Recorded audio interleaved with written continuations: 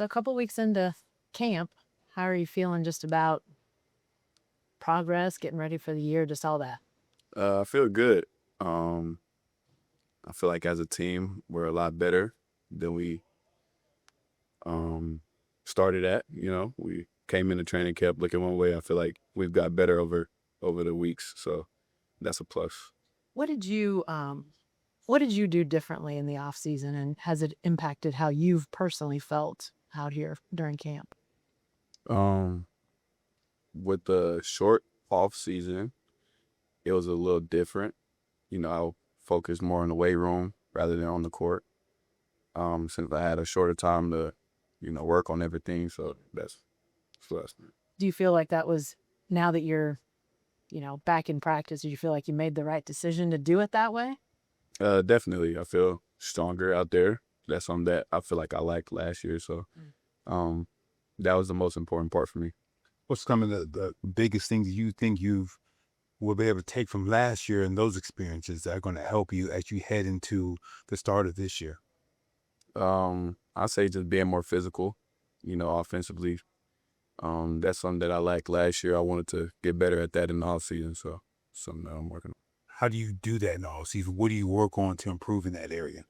on. Just getting stronger. That's one of the main things. You build strength, you build confidence. So, that's what I did. So you're going to go out there and be a bully now? You're going to bully people around? Um, You can say Probably yeah. not. No, they're also NBA players too, and they work on their game just as much as I do. So Mark mentioned with the preseason, it's been a good opportunity for you without the more established guys out there that you can handle the ball a little bit more. How have you seen that help you so far? it just reps, in-game reps are definitely good for later down the road. So just trying to make the most of the opportunity. You also complimented how you're attacking the rim a little bit more. Was that like a point of emphasis over the offseason? How do you sort of like go about, I guess, prepping for that? Like I said, just getting stronger. I'm able to get through the gaps easier, be able to play through bumps better. So I'm taking steps in the right direction. Lou's a guy that it's sort of in the same realm as you are when it comes to the defense. He has talked in past years about what he's done to improve strength and flexibility and all that sort of stuff. Who do you take cues from? Or do you just go in the weight room and say, I'm going to lift more than I ever did before? Like, what do you do? No, I have coaches that put together workouts for me, and I feel like they have the best interests. We have a common goal, so whatever they have lined up for me, that's what I'm doing. Do you do anything unique to try to increase strength? I know, like, Lou talked one off season, he did like jujitsu or something crazy like that. Did you do anything like that? Nah, nah, I'm not doing none of that. I was just in the weight room getting better. What have been your early impressions of Brooks as another guy who's sort of trying to add to the defensive lineage of other guards like you guys? He plays very hard, which is something that we all have in common. So he fits in that aspect. And he's a rookie, so he still makes mistakes, but he's going 100 miles per hour at it. So he's doing pretty good. Are there any guards from the past, especially defensively, that you think, hey, that you were able to pick some of their game from and add it to yours, maybe like a Gary Payton or someone like that, that you say, hey, I like what he does, maybe I can add that to my game? Um, no, not right now. I'm just trying to be the best version of me, honestly.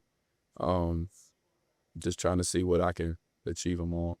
AC has pointed out plenty of times about how special you are as a shot blocker on jump shots. Is that something that you've like really worked at? How much is that just instincts and just natural?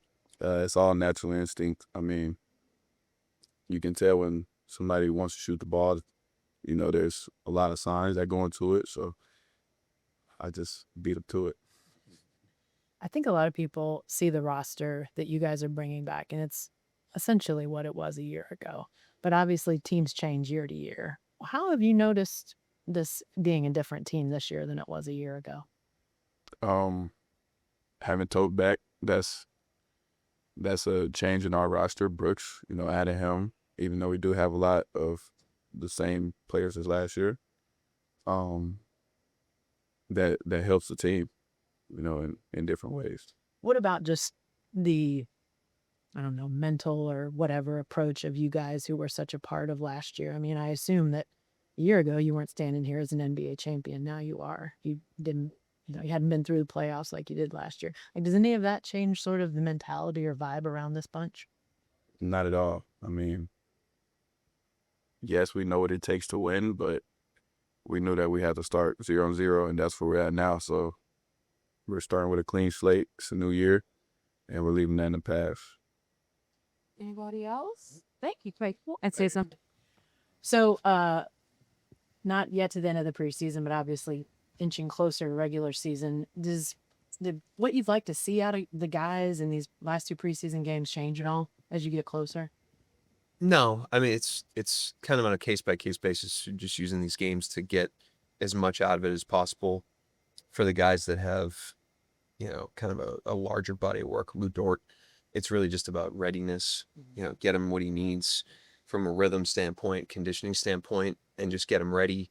And then there's other guys where these reps are like, really valuable. Not that they're not for Lou, but different purpose, developmental purposes, and we're trying to just kind of take it a game at a time, player at a time, get the most out of it that we can.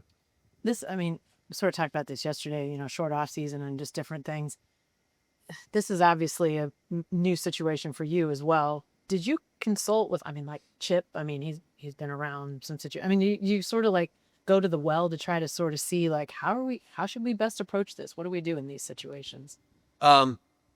Yes. I mean, we definitely are open-minded, humble enough to ask other opinions. But at the same time, trying to stay within like our philosophical bounds. Like there's a lot of situations the last few years that have been new territory for us, that we've kind of just relied on our principles and our intuition more so than, because everybody's situation is different. You can ask about other teams or other sports or other coaches, but it's not this team at this time in this organization. And so it's a combination of the two. And I assume, like you say, with like a guy like Lou or Shea or whoever, a lot of just conversations with them. What do they need when they need it? That sort of thing. Yeah, certainly in the preseason,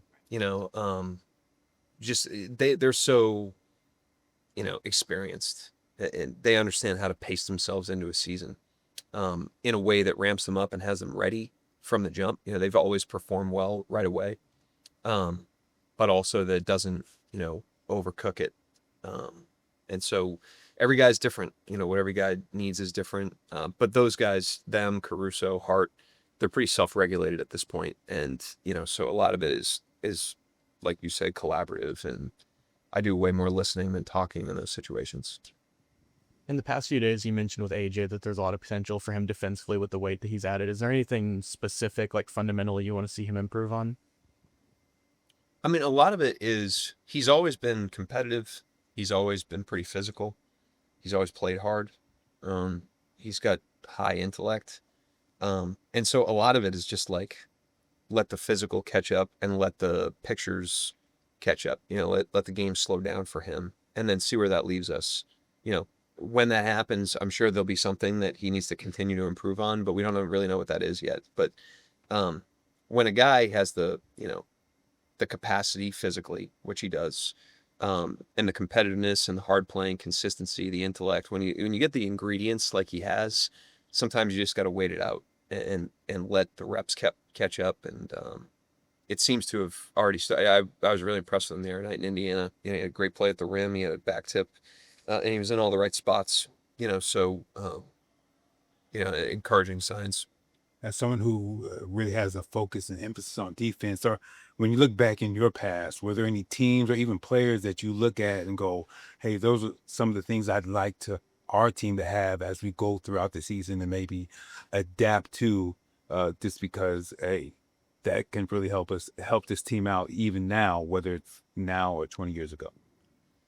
I try to really meet every team where they are. Every team's different. Every team has different strengths and vulnerabilities. And that changes, sometimes with the lineup you put on the court. You have different strengths based on what lineups you have out there. So even within your team, there's kind of subcategories that we try to lean into. But I try not to compare us to anybody else. I just try to meet the team, like I said, where it is, and accept the strengths that this team has and try to leverage those strengths, try to mitigate the weaknesses that we have, and do that on a continuous basis through the course of the season. But I found, the more you try to, do something other than, be present with this team, usually you end up off track. At the beginning of training camp, you guys had some different coaching staffs come in from different colleges, and you mentioned learning different things from like different sports and stuff like that. Is there anything in particular you can point to as sort of out of the box of like a sport people wouldn't expect that you learned something from? I just think, yeah, but that stuff gets sensationalized. We have a bunch of curious people. We try to learn from as much as we can. We encourage everybody to learn from as much as they can, and then they add to your experiences, and everyone's just trying to bring their experiences to the table, to try to solve, today's problems with today's team to that point. And that's what we try to do, but I'm not going to get into, because it becomes bigger than what it really is, in my opinion. Mark, championship teams sometimes break apart for different reasons. I mean, obviously not one size fits all, but you've got such a core. It's so young. Looks like they could stay together for a long time. And one of the things that breaks up teams sometimes is just like vibe and sort of conflict and stuff like that. I don't get the sense from this team that that's an issue. But sort of what's your feeling just about, and they don't have to be best friends, but how just that has sort of enabled this team to maybe elevate and maybe will help it continue to elevate?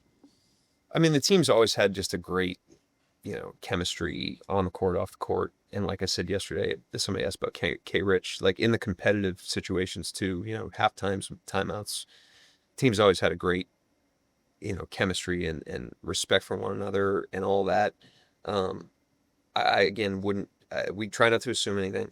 I think, you can find there's always like a boogeyman in the closet that you can think of, and we try to deal with what's right in front of us. But what I would also say is like part of what makes these teams that are together for a long time viable and stronger is also like conflict and adversity. Like we've had conflict and adversity inside our walls, and that's not the worst thing for teams, and that's not the worst thing relationally. That's how you grow is you go through. We have 18 human beings and then staff and a large organization. Like that's very normal. Think about your Thanksgiving table, like I'm sure that's not all, collaboration. Yeah. And so, I'd say we have great chemistry, great collaboration, but part of that is the honesty and the respect to disagree sometimes and to have some conflict and to work through that. So, we'll face adversity this season in some way, shape, or form. We don't know what it'll be and when it'll happen, but when it does, it's an opportunity for us to get stronger. And that's what happens with these teams that are together for a long time is they grow from those things. And that'll be our challenge when we face those things. I'm not asking you to like pull back the curtain and tell us about the conflicts you've had, but in those situations, do you find yourself trying to shepherd, or do you hands off and allow the guys to navigate, or what's been your... It's every situation's different. Okay. Sometimes I'm involved in them, so I'm not necessarily shepherding when I'm but I mean, I don't want to overblow it either. It's just, I think the point is it's a natural thing that happens with teams, and those are natural adversities. There's 82 games. They're all emotional. Everyone's ambitious. Everyone's competitive. Everybody is different. And so again, every time there's an adversity, no matter what form it takes, it's either a threat or an opportunity, and we try to look at them all as an opportunity so that we get stronger regardless of what experiences we're having together. Anything else?